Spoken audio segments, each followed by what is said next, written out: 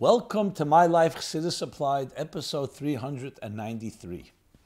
This program is dedicated in merit of Baruch Binyamin ben Menuchalena and Miriam Bas Chaya Sarah Altois, Yukusil ben Leah Rachel and Rachel Bas Liba Farkash, dedicated by Pinchas Todres ben Miriam and Sarah Bas Rachel Altois.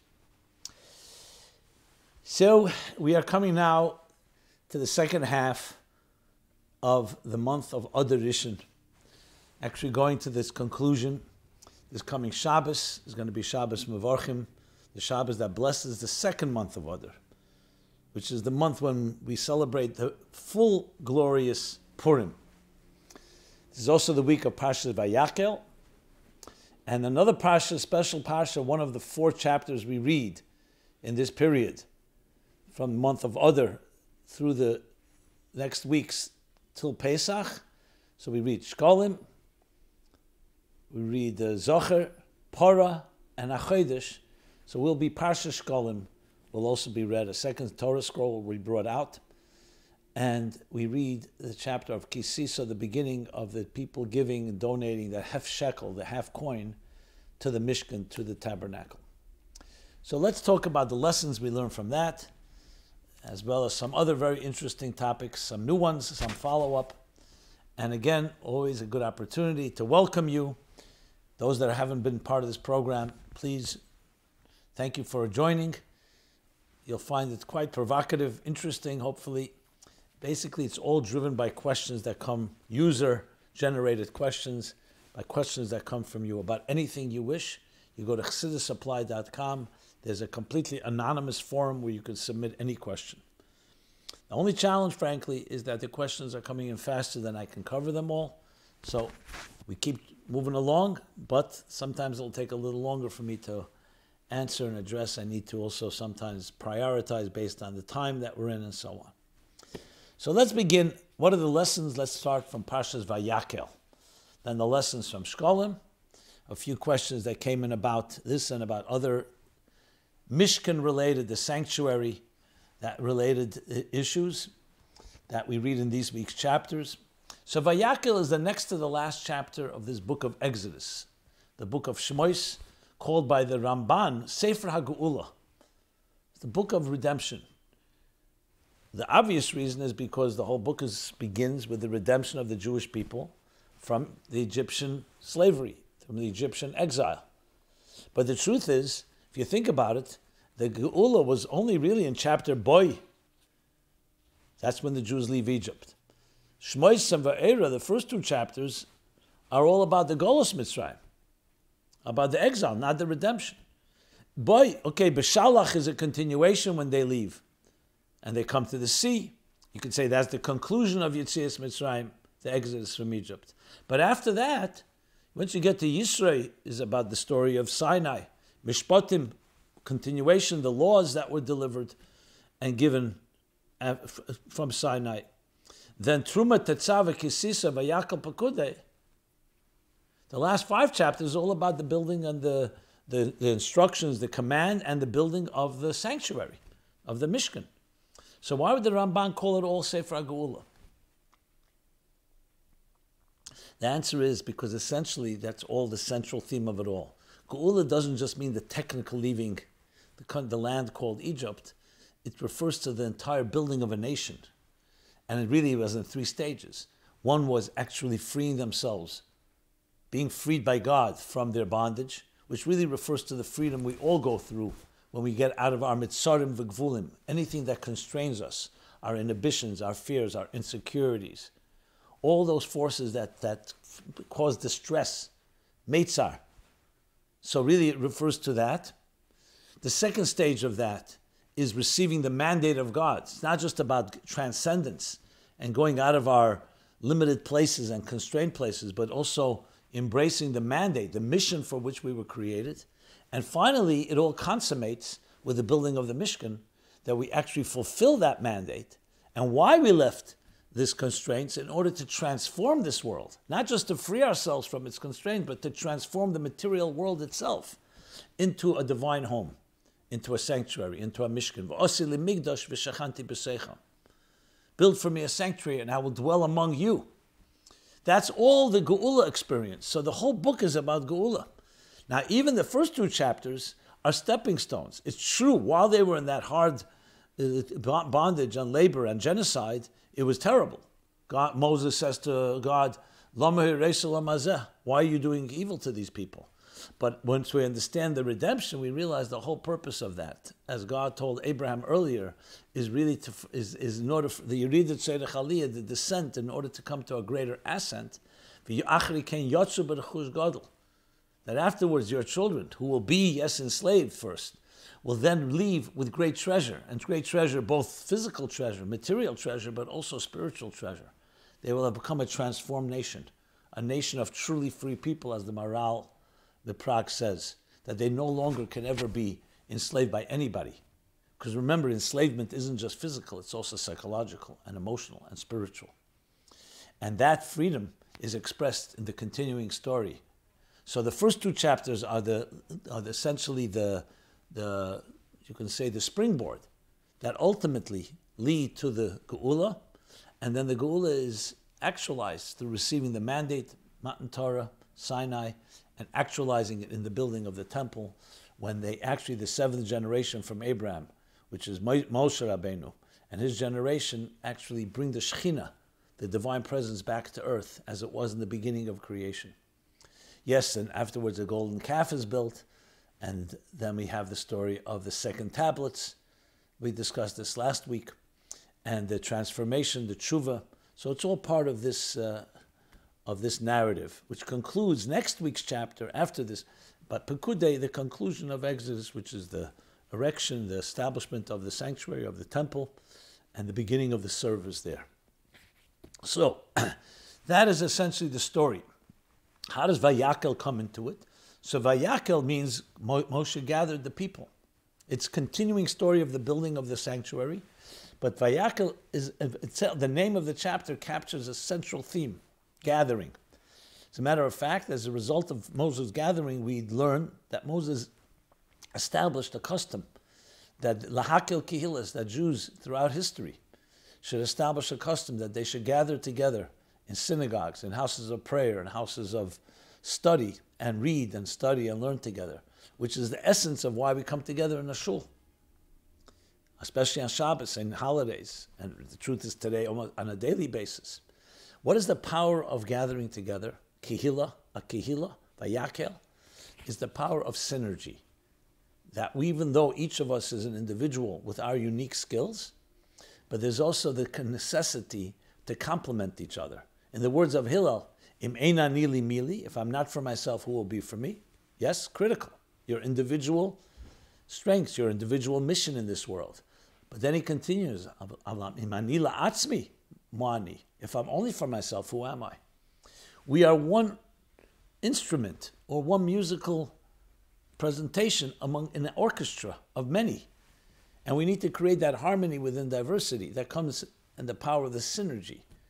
Not in any way to compromise individuality, God forbid, but actually to add to it. So when you put letters together and turn it into a word, the letters only become more powerful. Let's say you take the word Baruch. It's made up of 4 letters. Beis, Reish, Vav, Chaf.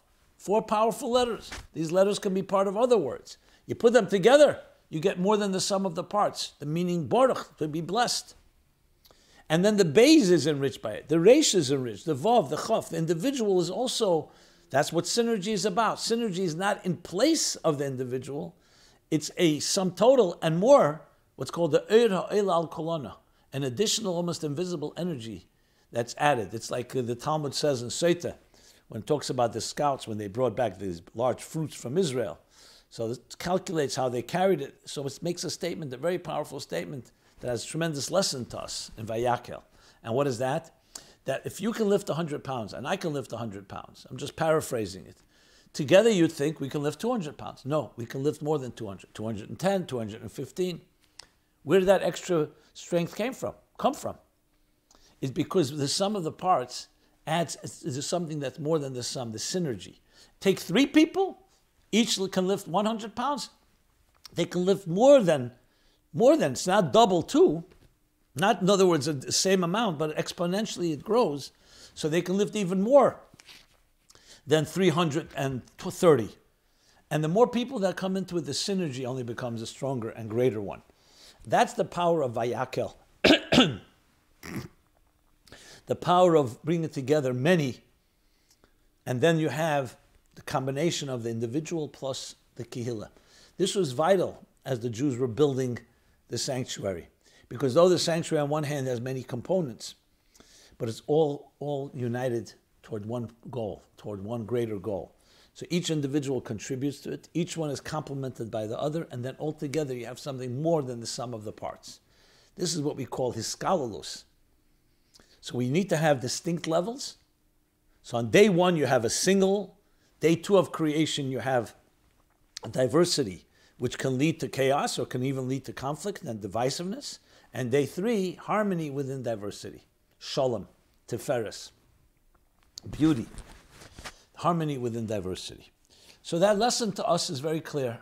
We're expected to be individuals, but we also expected to appreciate each other. And look around. The most secure person who respects themselves and have that self-esteem is the person that can coexist with anyone else.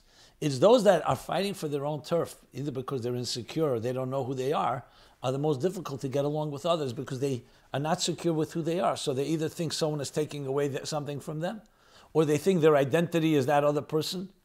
So it all comes down to strong individuality will lead to strong harmony and strong synergy. The lesson cannot be more relevant today than ever because we have these challenges in our communities, in our families, in our homes. How do we respect individuality while also creating the synergy that's more than the sum of the parts? And the answer is bittul. When we have bittul, it's not about you, it's not about me. It's about the greater cause. And that greater cause requires both your individual contribution as well as you complementing others. That's the story. And look at the healthy human body and look at nature. It's exactly the story of all of them. Harmony within diversity. Vayakhel. Shekalim has a similar message. The special chapter we read. So there are many lessons in Shekalim. Shekalim are the half shekels that they brought, the machzis hashekel, that the people brought, which was used then for the adonim, the foundational elements that held up the beams in the Mishkan. Later in the temple would be used for the karbanos sibur to purchase the public offerings. So everyone had to give the same amount, exactly the same amount. There were contributions to the sanctuary where there was distinction. People gave according to their abilities and their strengths and their talents. But when it came to machzis shekel, it says, "Ha'osher lo yarba va'ani lo yachzer, lo yamit." The wealthy one doesn't give more, and the poor one doesn't give less. Everyone is a half. So it's an equalizer, teaching us, number one, that we all in some ways have something in common. But it's still individuals. So the machzis shekel has a second message. Why only half? Why not everyone give a full shekel? So there are many reasons given, but one of them is to teach us that we need each other. We are half without the other. Another way of looking at it, we're half without God. God is our partner. A partnership is not a compromise. A partnership is a synergetic addition. In a healthy marriage, in a healthy union, it's not two forces that have to compete. Two are greater than one. Because when they join together with the bittul, with the humility, with the dedication, not to themselves, but to the greater cause, then their individuality is necessary and their commonality is necessary. So machzis hashekel is the ultimate lesson in bittul. You're a half. You may be a complete person with many qualities, but at the end of the day, you're the half of the story without the other. It's not meant to weaken us, it's meant to strengthen us, actually. Like I just discussed about synergy. The group is not meant to elicit conformity. It's meant to enhance the individuality by creating the synergetic effect that's added. So it's also a critical lesson in life, a critical lesson in marriage and love, the ability to understand two half souls. Not that half means incomplete. Half means that you need to transcend yourself to be really complete. And that is through another. This all leads us to the blessing that we lead from this year, this leap year, from the first Adar to the second Adar, joy. Joy is Peiretz Geder. It pierces, it penetrates, it transcends boundaries, which is what we're looking for. We're looking not to remain constrained, limited, to transcend boundaries, but at the same time, within the boundaries of our existence to experience transcendence that's beyond. That the structure itself helps us transcend structure. Musical notes are very structured, but when you play them, it creates a magic that's beyond the structure of just the sum of the parts. It's not just a bunch of sounds or musical notes. It creates something that's called melody, harmony, beauty. Okay. Now, a few questions that are connected to this chapter, to previous chapters, but this is definitely the theme since they came in the last few days. I said, you know what, it's appropriate to read. So let me begin with this. Dear Rabbi Jacobson, aloha from Honolulu, Hawaii. I have a question for your Sunday night show. In recent weeks, in various places, there have been discussions about the verse, "V'asu lemigdash v'shachanti b'seicham." God's telling Moses, build for me a sanctuary, and I will dwell among b'seicham, among them, meaning among the people.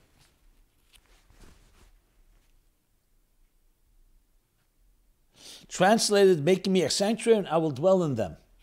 And a common explanation of the seemingly mistaken grammar, because you build a sanctuary, I will dwell in it. In the sanctuary. So the explanation is that the verse uses the plural term in them to signify that the emphasis for each one of us to abide by the Torah's teachings, and then the Shekhinah, divine presence, and God's divine presence will be revealed in each of us. Yes, that the v'shachanti b'seicham, b'seich kol echad v'achas, to dwell in each one of us, in each person. My question is, if the main purpose of creation is to reveal God's presence in each of us, then why do we need to have a centralized holy temple in Jerusalem? Yeah. Then the question the other way around. Then just say, okay, here are ways to build a temple within yourself. Seemingly like an obvious question. But think about it. The very verse is telling us the following. I want you to build an actual structure which will be a microcosm of you, of the way I created you, meaning the human being. And when you look at it, it's meant to be a lesson to you. So when you look at the building, it's not just the building, it's not about God dwelling in the building, it's about God dwelling in us. And the building is the model that we look to learn from. That's the point. So you have a model in the Holy Temple, on the Holy Temple Mount, the place that God chose, holier than any other place in the world. Jacob calls it Shara Shamayim, the gate to heaven, the interface. So we need something in this physical world that serves as a perfect example, a perfect template, a model of where heaven meets earth, the interface between the spirit and between spirit and matter. And when we look at it, everything going on there is meant to be going on in here. Even when the temple stood, it's not like we're just compensating. Even when the temple stood, it was meant to permeate the individual, not just the building. That's why when there was sinas chinam, unfortunately, baseless hatred, God said, what do I need a temple for? I need it to be within you. If you guys can't get along, if you have conflict and discord and divisiveness, the whole purpose is missing. I'm not here to reside in a building. What do I need a home for if I'm not a home within you? The home is meant to be within you. And this is true about the general world. We're not just individuals, we also live in a world. Our purpose is not just that we become homes for God, but we create the physical world around us, our physical homes, our physical environments, to also be a home for God. And that's point number 2. Not just being a model, it's just telling us that's the purpose, to transform the world around us, not just ourselves. Okay. Another question was about the cherubim. When we read about the building of the temple, you find one of the interesting and more mysterious entities is when it said about building the ark, the holy ark, which was in the Holy of Holies. So there's a cover on the ark, and on top of the cover it says, V'asali shnei cherubim. Make for me 2 cherubs. Cherubim. And the commentaries all wonder, what are these cherubim? There are actually a lot of opinions about it. Rashi, quoting from Talmud and Medrash, they were like the image of 2 children, a boy and a girl. Others say it was like the image of angels. Others connected to the image of the divine chariot of Yecheskel's vision. And many more different explanations, including the angels that stood at the Garden of Eden, not letting anyone in. So it's many different symbolisms And what was the point of it? The ark, we understand, is the ark, the container for Torah, which is the center of it all, for the tablets, including the broken tablets. It needs a cover. It also has significance. But what is the cherubim? So generally, even though there are many opinions, generally two, Rashi and the Ramban. Rashi says like children, and he says this indicates the love of God to the Jewish people. So the two symbolism of the two infants or children is about love. And that's when the cherubim faced each other, it was a sign that God was expressing his love to the people. When they didn't face each other, it was a sign that it was not good times. The Ramban sees it as an extension of the Torah. So he says it's the divine chariot, the Merkava, which also had images, the four different sides that Yecheskel saw, and that's what the cherubim represented, the angels in the divine chariot. Because there it's about God's presence among the people, which is in the Torah. So the question is it about God loving the people, or is the focus on how God manifests through Torah? And that's what the Ramban says. So what are the cherubim on the top of the Holy Ark? What was their job and purpose? Since we don't know today where the Holy Ark is hidden, what are today's replacements for what the cherubim were supposed to accomplish? So I just gave two of other, and there are other explanations as well. But essentially, remember, it's the divine presence manifesting in existence. That's the key thing to remember. The question is, what aspect is this focusing on? So how do we replace it today? Everything has just like the offerings in the temple are Tmidim became karbonis tiknim. Tefillas became karbonis tiknim, or became Tmidim tiknim. Prayer is in place of the service in the temple in the offerings. So what is the Aron? Torah, study Torah. That's one thing of the Aron. So according to the Ramban, it's the cherubim that are essentially the divine presence within the Torah. So when we study Torah, we're drawing down Elikos, godliness, through the Torah. As we learn in Tanya chapter 5, how the Yichud Nifla, that when you learn Torah, you get united with God. According to Rashi, you can say, how do we, so-called, what's the symbolism of the cherubim today? It's the love that God has for the people. And you could also say our love for God. The love that comes in both directions. So it's not just studying Torah, of course, is critical. So it has another aspect, is when we say, V'haftos Hashem Elokecha, we love God. Or it says, God loves us. Hafti eschem Omer Hashem. I love you, says God. This love, which really is our sustainable force, especially in difficult times in Golos, is the symbolism of the cherubim today. It's interesting that when the Babylonians went into the Holy of Holies and desecrated it, they found the cherubim facing each other. So the question is asked, there was a time of destruction. And Chassidus explains that in the darkest moments is when you see the greatest love, because God did not kill the people. He took out his wrath on the stones, on the wall, on the stones and on the wood. But the Jewish people were preserved. So sometimes in the darkest moments you see the deepest love.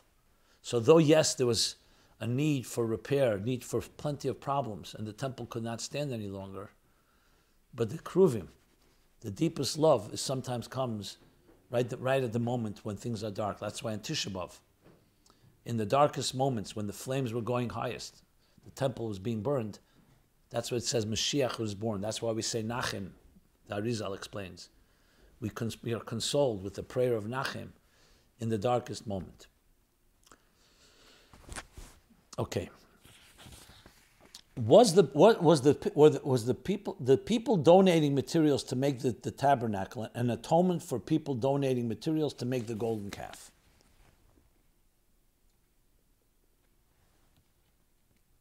Or the donations to the Mishkan an atonement for the golden calf? Well, as we know, there are three different opinions of the order of events that happened after Sinai. We know the Jewish people 39 days later built a golden calf. What about the Mishkan? When you read it, it's not so clear what's the order actually happened. So there's one opinion, Rashi's opinion, that first came the golden calf, and after that, all the events, the Mishkan, the contributions to it, the building of it, even the command, all came afterwards. And in that case, l'chapra al nafshei seichem, what we say, that when they gave the machzor shekel and the contributions to the Mishkan was to atone for the grave sin of the golden calf, where they used the gold for the wrong thing. Now they're using the gold for the temple. There's another opinion that it happened after the Mishkan. And there's another opinion that, meaning the golden calf came after the Mishkan. Everything was built before. Everything was instructed, and the donations, the building. And then there's an opinion that the command to build the temple came before, but then came the golden calf, and then the actual donations and the building of the temple came afterwards. The Rebbe has a beautiful sikh in Chelik Vav, the Likutei Sichos, volume 6, discusses the three opinions and the significance and so on. But getting back to our discussion here, the question here, so based on Rashi, it's very clear, it's an atonement. The other opinion, not necessarily. Okay. And there the Rebbe explains what means atonement, because then the Mishkan and their contribution is like coming from tshuva. The tshuva that came after they repented for the grave sin of the golden calf. So that covers the topics of the chapter. Let us see what else. Okay, so let's talk about some other matters. So the next question is actually a follow-up to something we discussed last week about the Baal Shem Tov Siddur. So recently, just last few weeks, a new revelation, they scanned and digitalized for the public view all the manuscripts in the very powerful library of Agudas Chidei Chabad, library that has all the manuscripts of the Rabbeim and many other manuscripts. So someone writes this question: is the recent availability of the library manuscripts a form of splurging the treasures? Bizbuz ha'etzes. Hello. We learn in Bas Legani, the mimer, the last mimer that was published from the Frierdiker Rebbe and studied Yud Shvat that year, 1950. And then mimer, the Rebbe would then every year focus on one chapter and elaborate on it. So we learn in Bas Legani that all the treasures are revealed to us in order to bring Mashiach. Where he speaks there about that when you come to fight a battle and to be victorious, the king will splurge all the treasures that he held secret. And he would even put himself on the line in order to achieve victory. Is there any significance in connection to the digital release of the Rebbe's library recently? Do you know if the Rebbe's Siddur was uploaded? Lastly, what can we make of this revelation? Like, how can simple, ordinary people use the tools released to further our purpose in this world? Thank you. Now, I don't know if I would identify it quite with that. This was a decision made by the librarians, which I commend. I think it's a great thing. One of the reasons is, firstly, that if we want to look up and see and compare something published, you can look at the original manuscript. So it's not just about viewing it, it's not just about sightseeing. And other value. So splurging the treasures, I would equate more when the Rabbeim poured out all their secrets in teaching Chassidus. When we say the Alter Rebbe's example, that to save the child that's ill, sickly, would crush the most precious stone in the king's crown in order to save the child, that's splurging. What do you mean splurging? It means that you're ready to crush even that crown. I don't think I've seen that example necessarily related to it, but the idea. So when the Rabbeim give us Chassidus, that's the real bizbuz ha'etzos. They give us the koiches, the strengths. Now, the library is an extension of the Rabbeim, so in that sense, everything there is part of those ha'etzos. So I can't say it doesn't have that certain taste of it, but I just wanted to distinguish, not to minimize in any way, God forbid, the value of this. There's actually, we've seen people are discovering new interesting things that we haven't seen before. And you start looking at these manuscripts, I'm sure everybody will find things that some things were published. Some things, maybe they're missing lines, missing ideas. So I'm sure great things will come out of this, and for sure, a beautiful step in Yefutza Meinesech Al Chutza. Now, as far as the lesson about the Rebbe's Siddur, I didn't really look through it all. I would assume why not. The Rebbe has several Siddurim, but I assume that the Rebbe's Siddur would maybe be there. I'm not sure if they uploaded that. As far as the revelation, like the Rebbe said with Hey Tevis, the whole purpose is learning. It's not about a museum piece that we're going to watch things. And that's not voyeurism. The purpose is for us to be able to learn in this, appreciate Torah, appreciate Chassidus, implement it in our lives, apply it to our lives, and transform ourselves and the world around us. Yefutzu me'nesecha chutza, which Mashiach said is the key to bringing Mashiach. So anyway, for example, I teach Ayin Beis every day. So recently I began comparing some of the printed text to these manuscripts, and I actually found a few things. I had a question where there was the end of a parenthesis. I looked it up, and I was able to find it. Even though those that prepared it were very responsible, but listen, people are people. Sometimes you miss something. So there are many ways that this can fit. This is the key to it all, to add and increase passion and excitement to learning and to implementing. That's the whole purpose of what these manuscripts are for in the first place.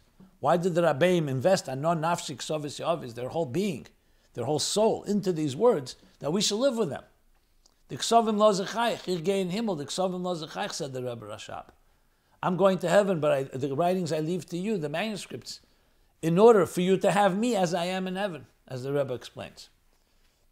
Additional note I would add, the Mittler Rebbe writes, in one of the introductions to his Svarim that he published, the Mittler Rebbe was a real publisher. He gave names to the books, he prepared them for publication. The Alter Rebbe published Tanya, Shulchan Aruch, Teichos Talmud Torah. But most of the Maimorim were published afterwards. The Mittler Rebbe published a lot of his own, not everything, but Svarim upon Svarim. So in the introduction of one of the Svarim, he writes that even though he knows that Anash, Anshe Shlemin, people, have more pleasure in a secret manuscript than when they're given it openly, like in a book, so they may not appreciate it as much. But nevertheless, because we need to bring Chassidus to everyone, we do that. So there's something about the manuscripts makes it feel a little more rare, exotic, a little more ancient. So maybe that can also add, when we look at it, you see it that way.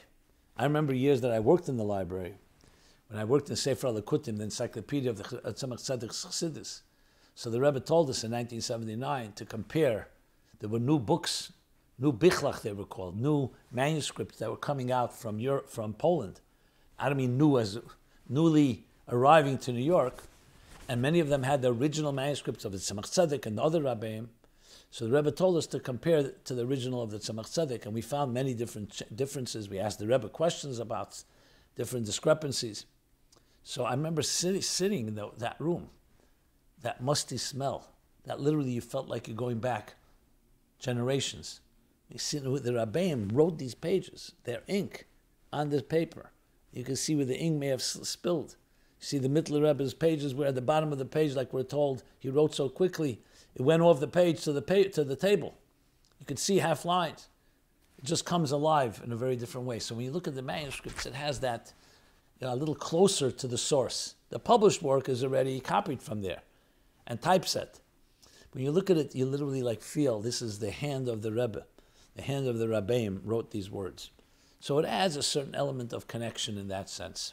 And I'm sure more can be said about it. Okay. The segue sometimes of these questions makes me smile because they're not always so logical. But next question is, who should we support in a war between Russia and Ukraine? Now, hopefully there'll be no war, but we know there are definitely tensions. And you could say, why am I reading this on Chassidus Supply? This is a news item. But it right away brought me reminiscent of course, the Franco-Russo War, Russia and France, where the Alter Rebbe wanted Russia to win the war. And other Gdei Yisrael felt that France should win the war. That would be better for the Jews physically. But the Alter Rebbe said physically may be better, but spiritually would be more challenging. The Alter Rebbe ultimately prevailed. And we know Ala Medina's Boye Omer, the destiny of nations is determined on Rosh Hashanah. So nations have an effect on us. But here's the interesting twist. Russia and Ukraine is not like necessarily Russia and France of the time of the Alter Rebbe. Do they represent two different ideologies. I mean, if you want to say Ukraine represents more the European, the Western view, and Russia is still more communist or more dictatorship, perhaps. But on the other hand, you could argue President Putin has been very good for the Jewish people. So I don't know if I have an answer, but let me read the question. On the one hand, look at all the horrible things the Russian government did to us over the years, and particularly in recent memory, the hardships they put on the Frierdiker Rebbe. On the other hand, in many cases, Ukrainian nationalists gladly assisted the Nazis and joined Einsatzgruppen and mobile death squads and killed us. Perhaps we should root for both sides to annihilate each other. Whatever happens, I just hope law-abiding innocent civilians that have no blood on their hands in both countries are spared from suffering. And I would add, all innocent people, and especially also the Jews.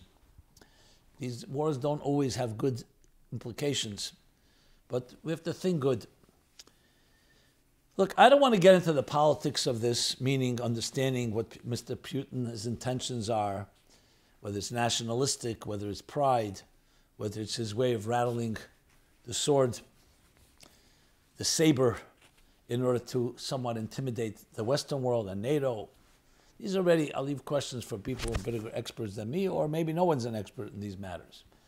To talk about it from a Chassidish point of view, Chassidus applied. Look, the Rebbe was born in Nikolaev, that's Ukraine.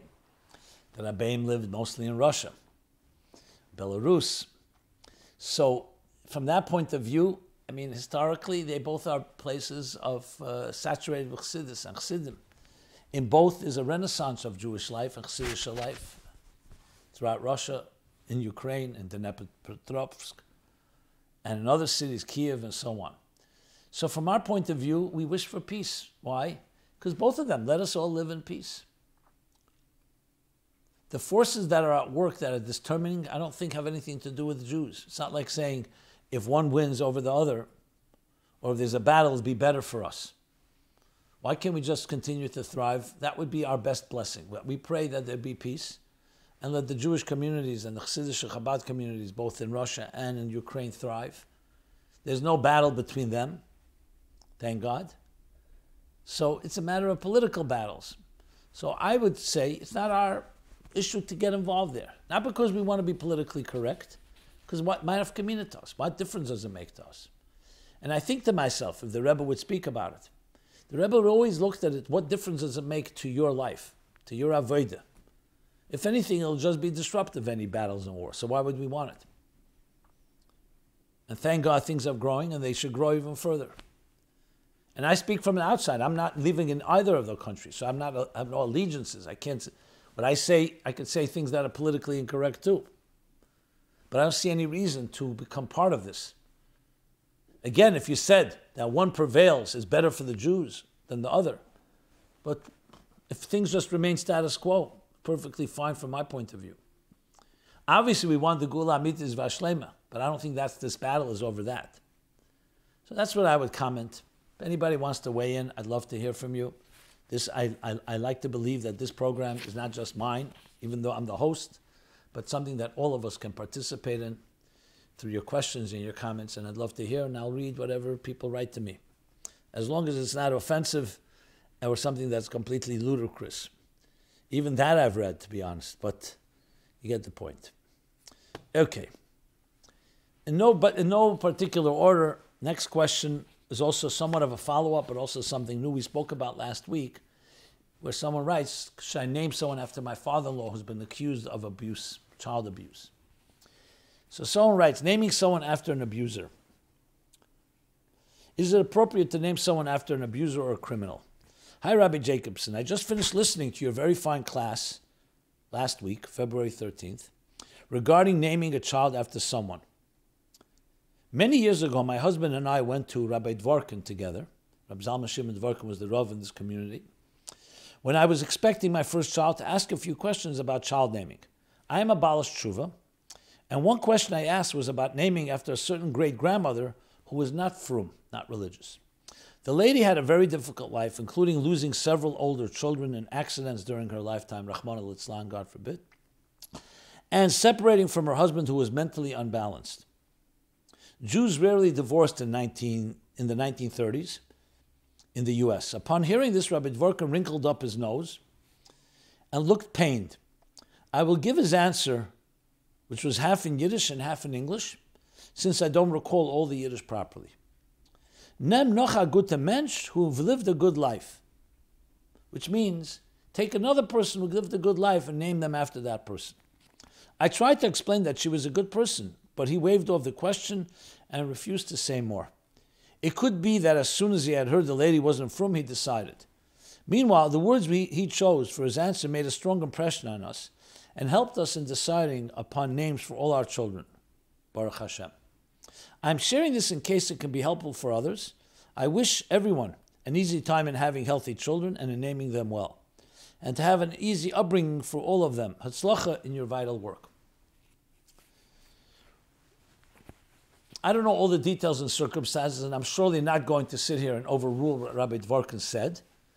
Obviously, it's an opinion. I don't know if it's a halacha, a law. But there are a lot of things you can say. It could be that he actually heard other things, not the frumkeit part. I did not hear not to name someone after a frum person. That, if you say criminal, you say someone that died young or tragically. So there are questions, maybe naming, adding a name. But not from, I don't know if that's the reason. It could be because of the other stuff that you described. So I don't want to speculate, and I don't know. Again, this is not something that I think we can write a rule about. It's good that you went to ask someone, and that's what I would advise anyone in this situation.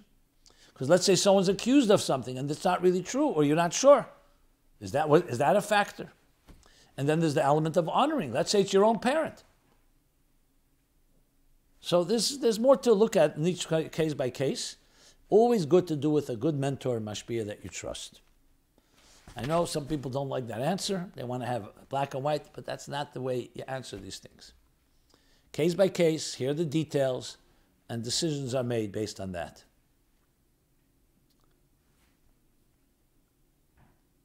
Remember, when you name someone, let's say the name Meir, or the name Moshe, or someone. So even if your father, or grandfather, or family may have not been a perfect person, Moshe is still a name of a great man, Moshe Rabbeinu. So that's also into the equation. Do we consider that, or don't we? So there's different elements of Shema Garden with the power of a name. And again, this is best addressed on practical level. Theoretically, we can talk about it. There's sikhs from the Rebbe on it, about different names of wicked people. How can we name a chapter in the Torah? Bolok, Kairach, people who were defiant, who were against what God wanted. So there's more to be said on the topic, but for now, that would be the way I would approach. The next is actually, I'm going to do a little follow-up about how should we address sexual abuse and its cover-up, because thank God less questions are coming in on it. Hopefully that's an indicator that the problem is less, but there's still questions on it, so I want to address that. This is still going back from episode 386, now we're 393, so we're talking about 7 weeks ago. But still there are questions, and I think it's important to address, so let me talk about some of them. And then we have some other things I want to address as time allows. So let me go and read from here.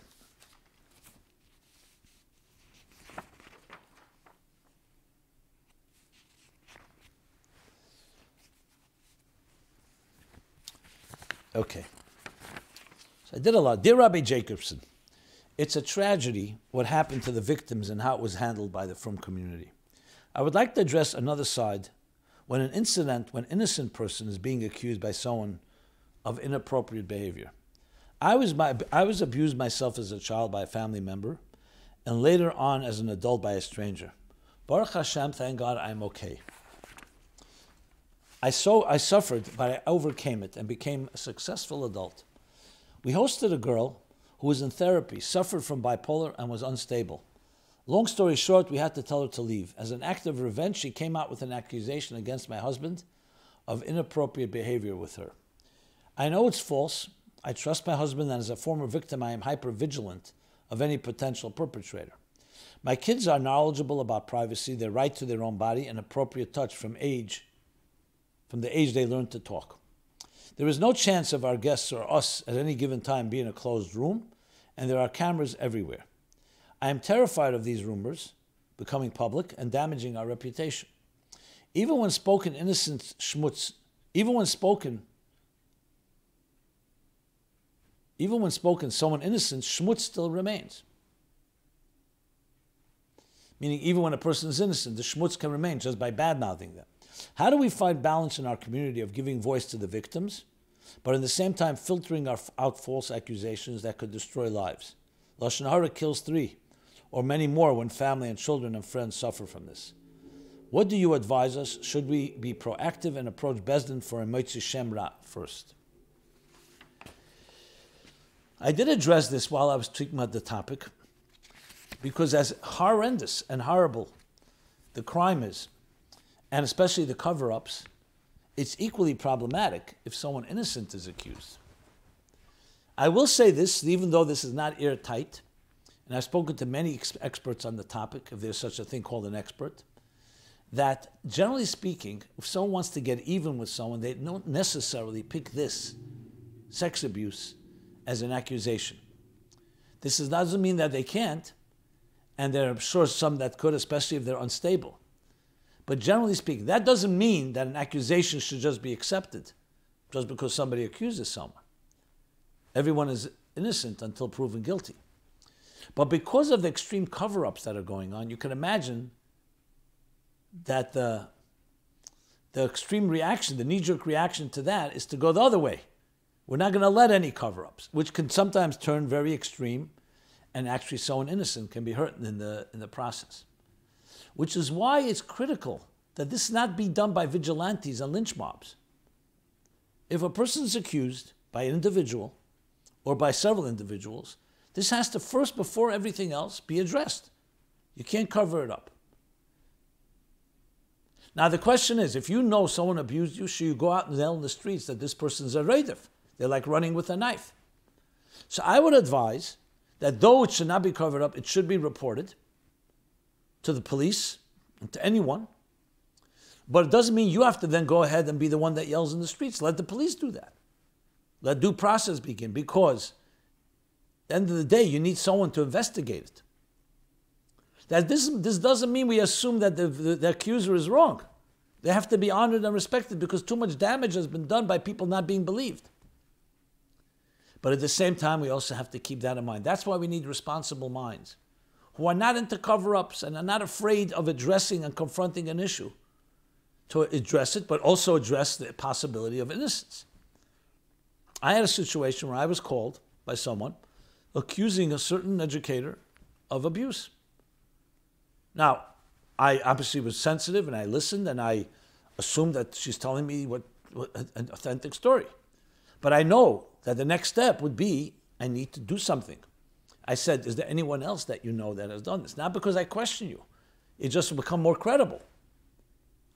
So indeed there were, but they didn't want to speak. They spoke with me, but they wouldn't speak to others.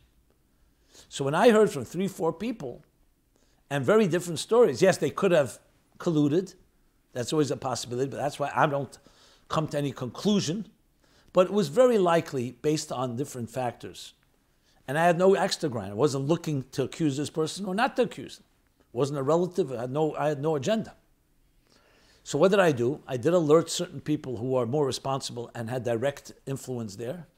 And they went to an investigation, and it was discovered that it was correct, even though the person denied it, and his wife denied it, and everything.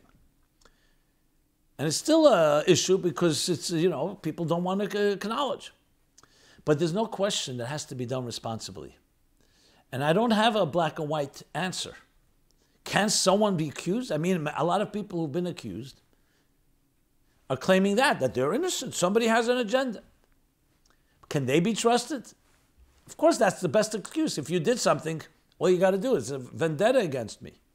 That's why we have to know that a person is a negei b'davar, either a potential abuser or alleged abuser, and even the person accusing. They may be a negei b'davar, but you have to look at that's why you need to be wise and look at it in a very balanced way. I don't have an exact formula. I just would say that all of us need to see it's our problem. We have to put our heads together.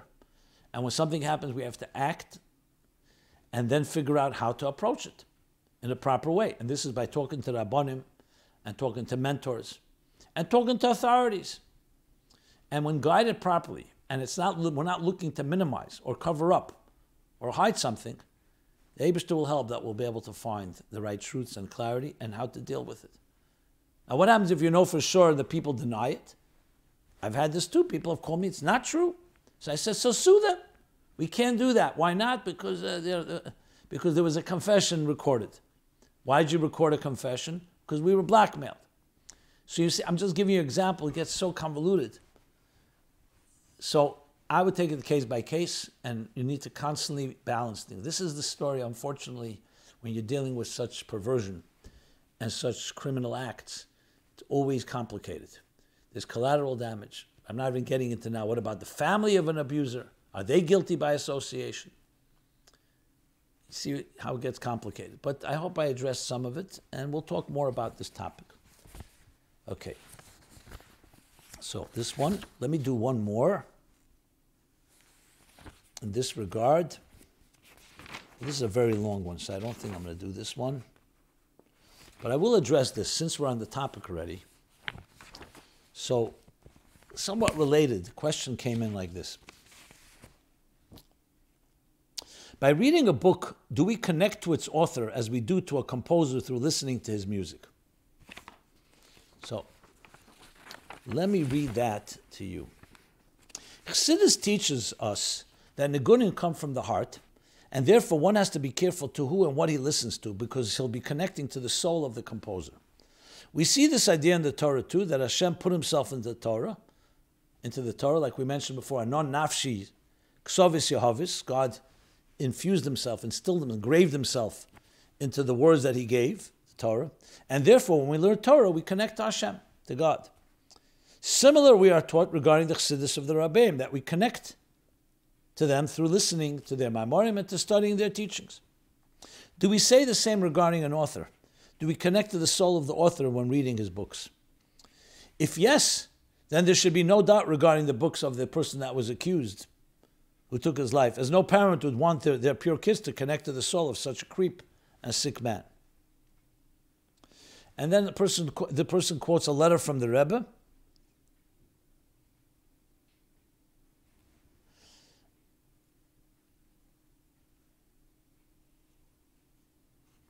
I'm just looking at the letter, let's see.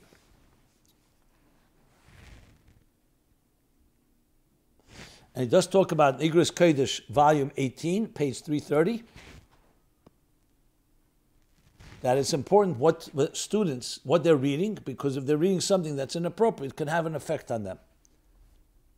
So the person is continuing, is there more about this idea? Thank you so much for what you do.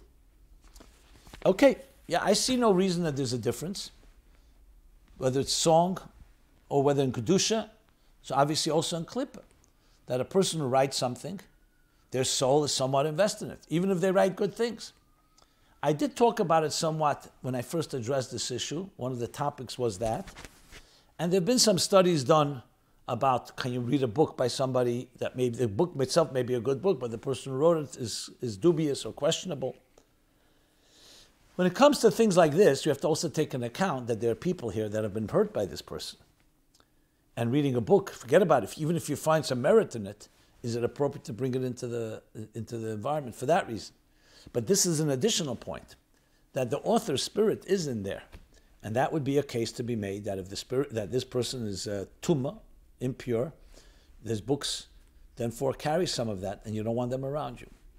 So I would tend to agree with that. Okay. Another final question for now, at least, on this topic is this.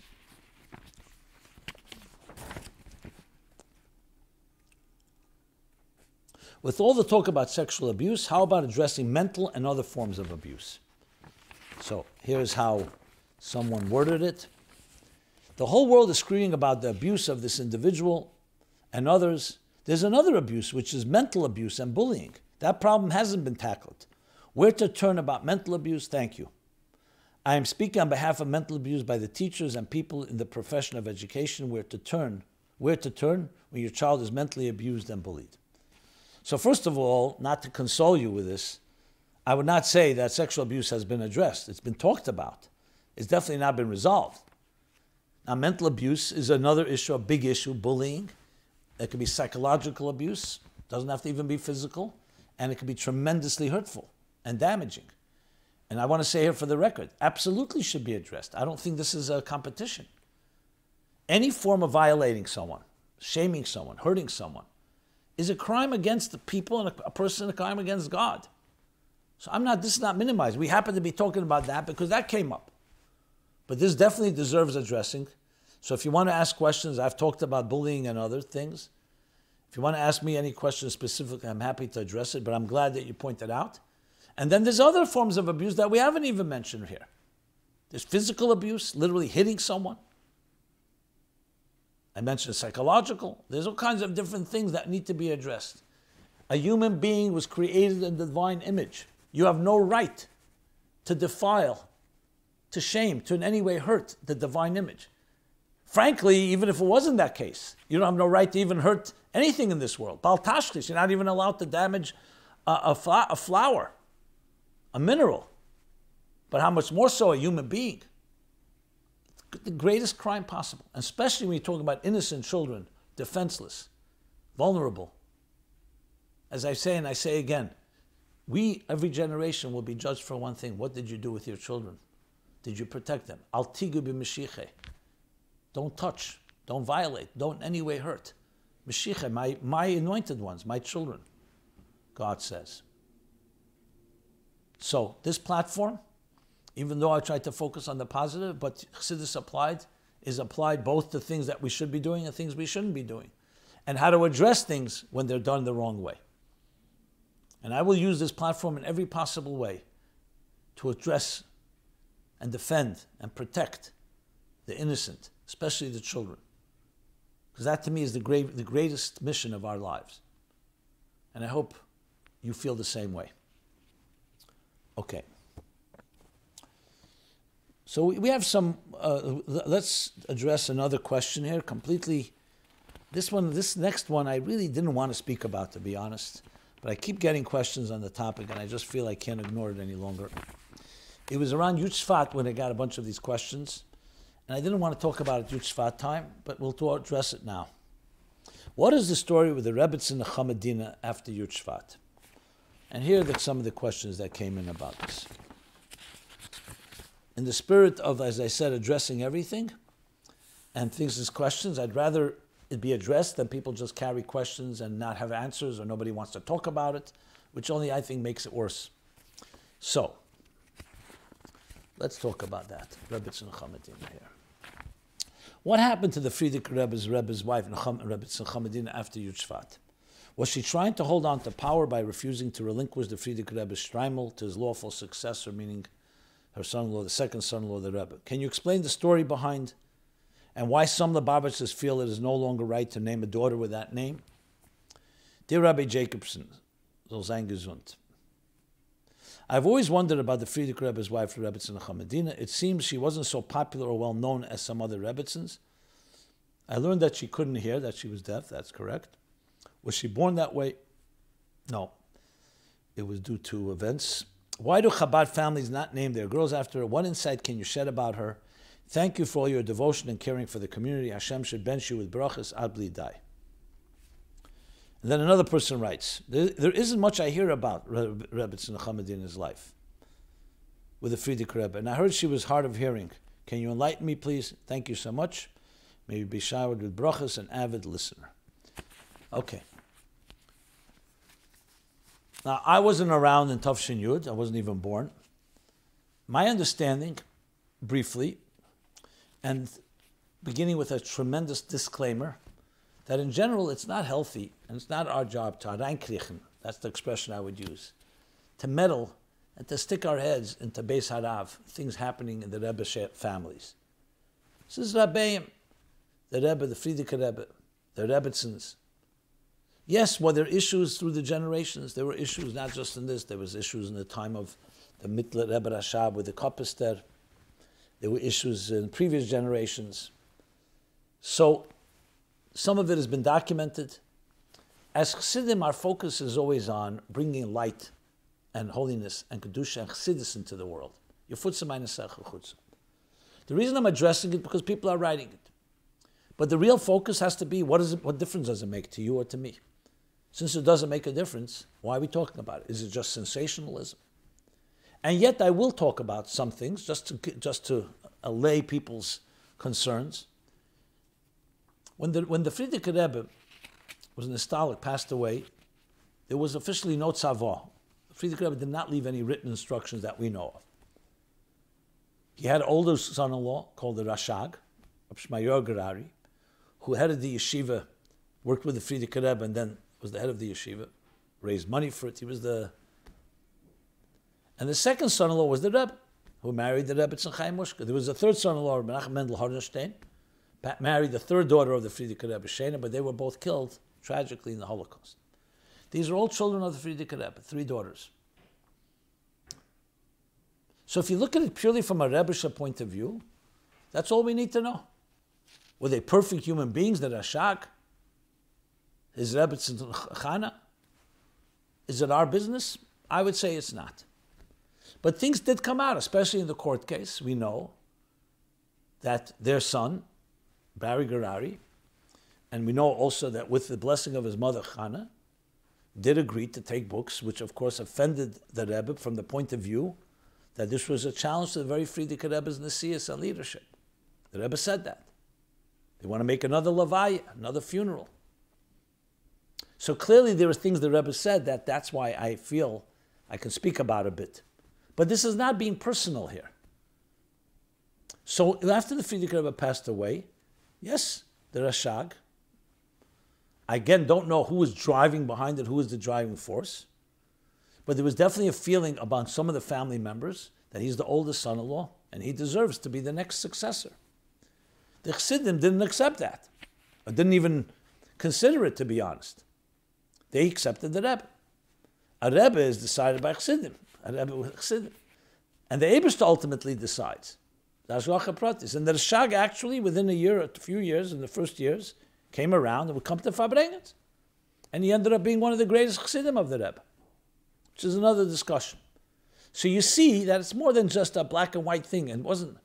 Now, the Rebbe Tzemach Medina apparently sided with that side. Was she the driving force? Was it Chana? I'm not sure. I don't know. I never did an investigation because, again, I didn't feel it's my business.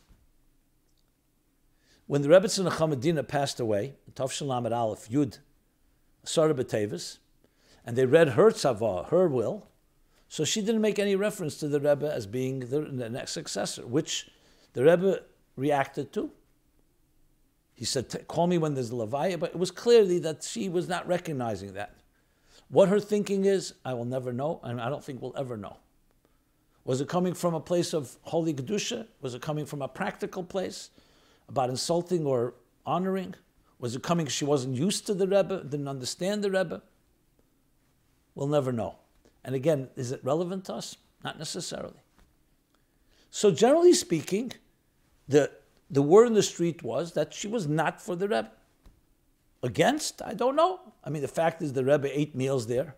Till she passed away, all the meals were eaten there. I'm sure he honored her. The mother of the Rebbe Chaim Mushka, the wife of the Frierdiker Rebbe. And I think beyond that, I don't have anything more to say. Are there people who will give you all kinds of statements and some of them expletives on this? That's not the language of Chassidim, not the language of a Rebbe, that we should be speaking about the Rebbe's families. It's not our business, again. How does it change anything? Our job is to spread Chassidus. This in no way weakens the mission of the Rebbe, the mission of the Frierdiker Rebbe, and so on. So for all practical purposes, I don't know what difference it makes. I like to think of Chassidus applied. Is there something applied by this? Applied is maybe how we address it. This should not be an issue or a factor in our work and service of what we need to be filling the mission of the 7th generation of bringing the Geula and Mashiach through Yefutza Manisecha Chutza. That's the most important thing. Now, as far as names, I mean, I have cousins, I have people I know that are named Nechal Medinas. I'm not sure. Are there some people don't want to name maybe for the above reasons? Is there a formal statement that, I don't know. Unfortunately, I've also seen the other side. That people who come out and spread stories and become like warriors in this regard. And that to me is even worse than anything. Because who appointed you to be a warrior? The Rebbe called you in and said, your job is to curse somebody or your job is to fight somebody? So I look at it more like what Chassidus says. People have achzorius inside them. They have a cruelty. And they found a way, an outlet here. Vayakhel dressed up in the name of Iskashus. To me, Iskashus is spreading the Rebbe, Chassidus, Torah, spreading the Rebbe's teachings. You want to be aggressive? That's where you should be aggressive.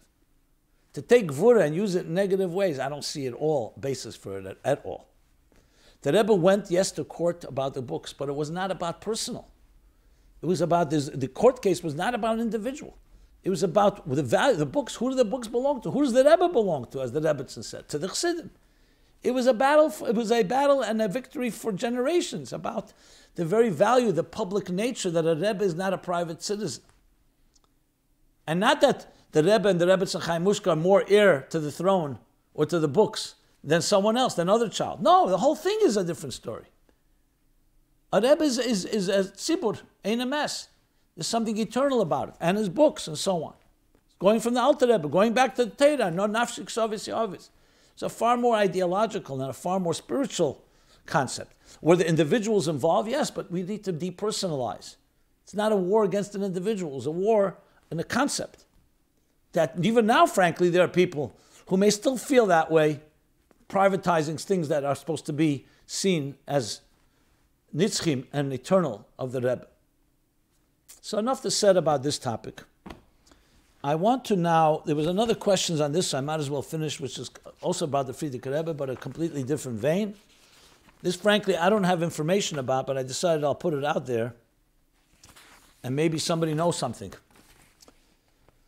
Did the Frierdiker Rebbe wear a bulletproof vest for a period of time after receiving anonymous death threats? And how can we reconcile this with the story where he tells the Soviet prison interrogator that he doesn't fear guns because he has one God and many worlds? I have not heard this story.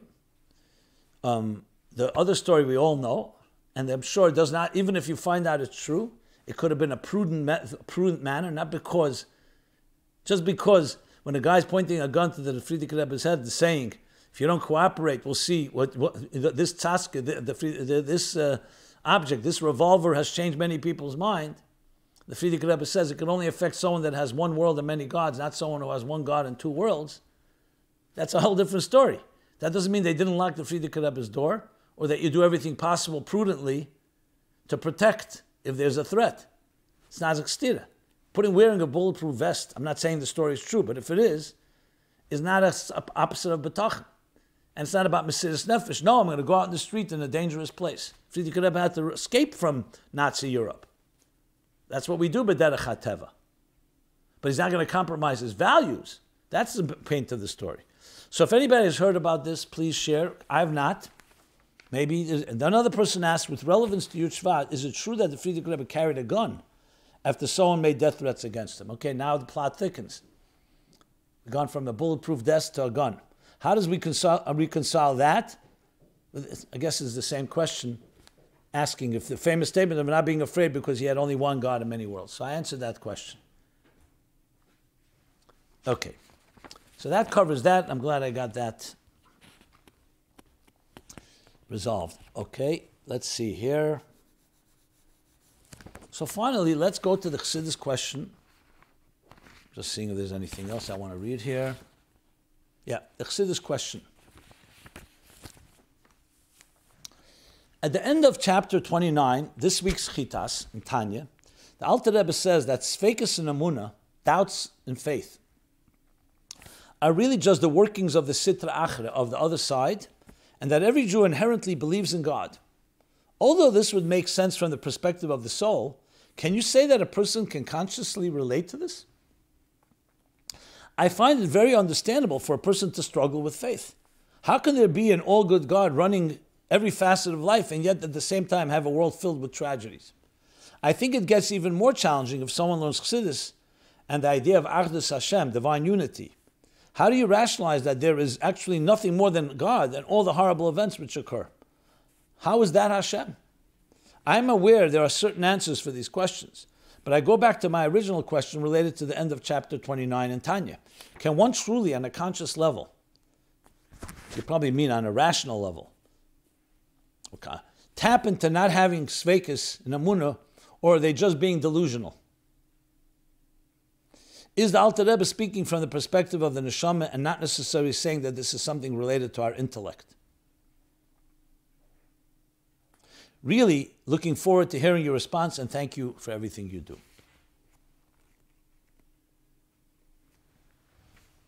Well, first of all, just because faith questions in Amunah and struggling with faith may have legitimate argument, that doesn't mean it's not coming from Sitra Achra.